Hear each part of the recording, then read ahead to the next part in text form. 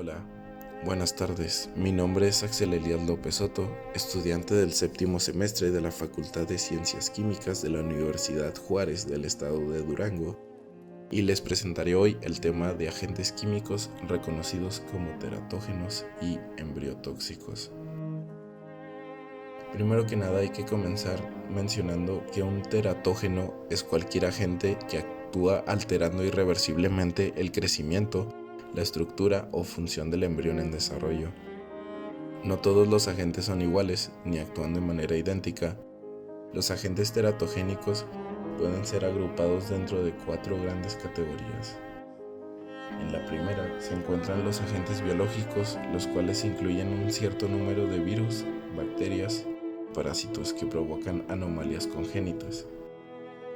Se destaca la rubiola, el citomegalovirus, el VIH o virus de la inmunodeficiencia humana, toxoplasmosis, herpes simples, sífilis, entre otras. En segundo lugar se encuentran los agentes físicos, como la radiación ionizante, que puede tener efectos teratogénicos, mutagénicos o carcinogénicos.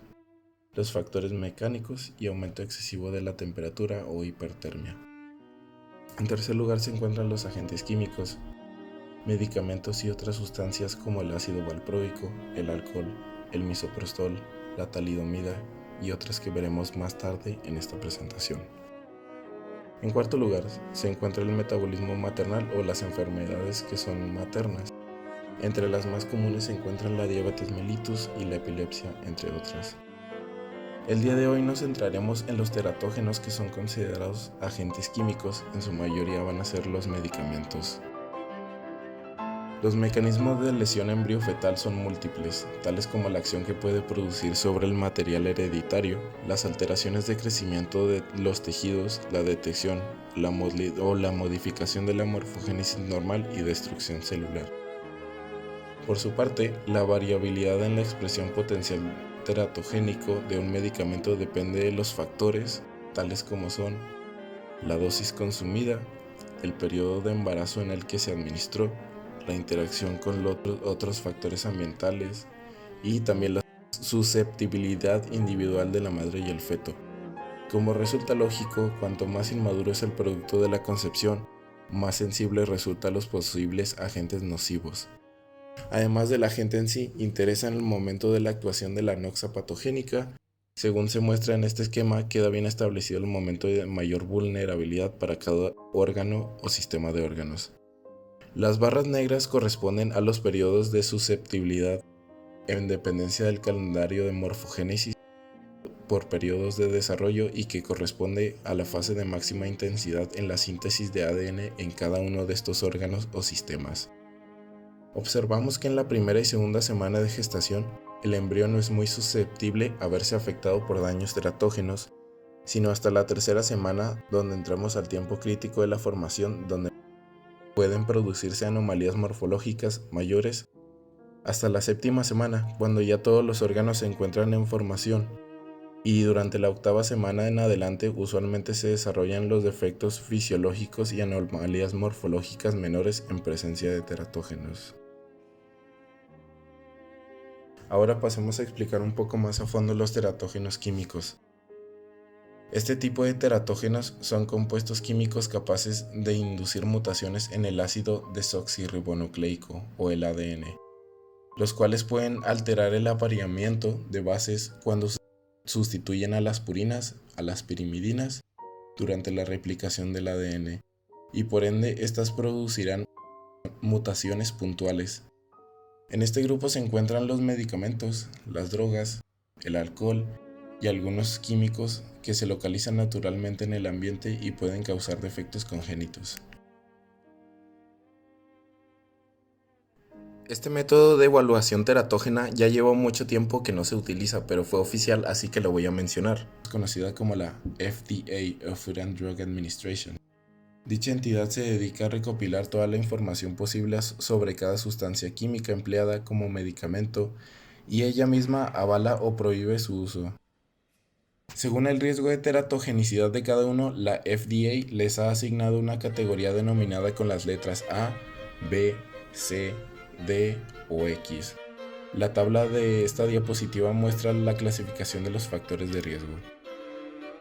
Si el fármaco se encuentra en la categoría A, significa que los estudios controlados no han demostrado riesgo en humanos. En la categoría B no se ha encontrado evidencia de riesgo en humanos, sin embargo, la evidencia de estudios en animales no ha mostrado daño en el feto, pero no existen estudios adecuados y bien controlados en embarazadas. En la categoría C no se puede descartar que exista un riesgo en humanos. Estudios en animales muestran efectos adversos y no existen estudios adecuados y bien controlados en pacientes que están embarazadas. En la categoría D existe una clara evidencia de riesgo en humanos. Estudios adecuados y bien controlados y observacionales en pacientes embarazadas han demostrado un riesgo para el feto.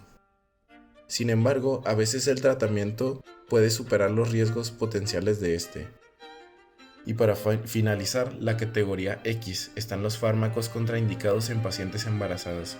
Los estudios adecuados y bien controlados en animales y pacientes embarazadas han demostrado una evidencia positiva de anormalidad fetal. El uso de este producto está totalmente contraindicado en pacientes que están o pueden estar embarazadas. Podemos observar una tabla que contiene los agentes teratógenos químicos conocidos y posteriormente entraremos más a detalle describiendo alguno de ellos.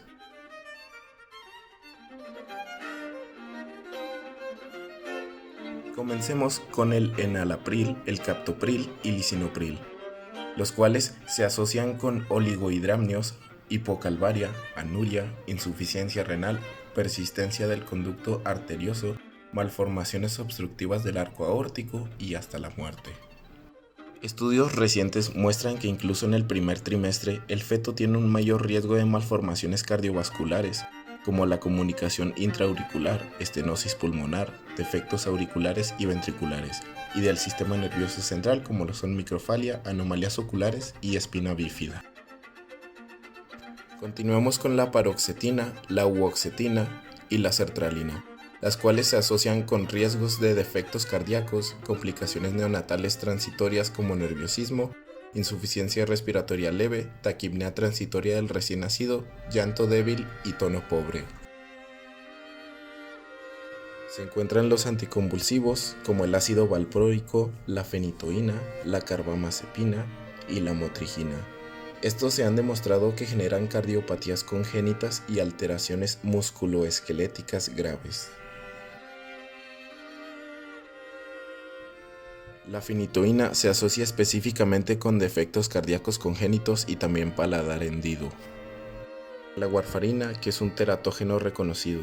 La exposición a la warfarina entre las 6 a las 10 semanas de gestación se asocia con el síndrome de warfarina fetal, que consta de hipoplasia nasal, microftalmia, hipoplasia de las extremidades, restricción del crecimiento intrauterino, enfermedad cardíaca, escoliosis y retardo mental.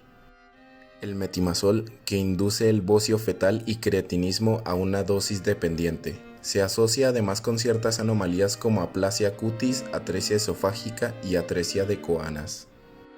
La utilización del misoprostol durante el embarazo se asocia con deceleraciones variables de la frecuencia cardíaca fetal y como resultado una frecuencia de meconio en el líquido amniótico.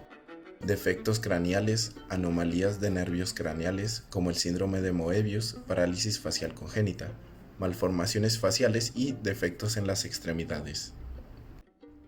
El litio se ha asociado con arritmias cardíacas fetales y neonatales, hipoglicemia, diabetes insípida nefrogénica, polidramnios y cambios en la función tiroidea, parto prematuro, productos pequeños para la edad gestacional y síndrome de niño flácido.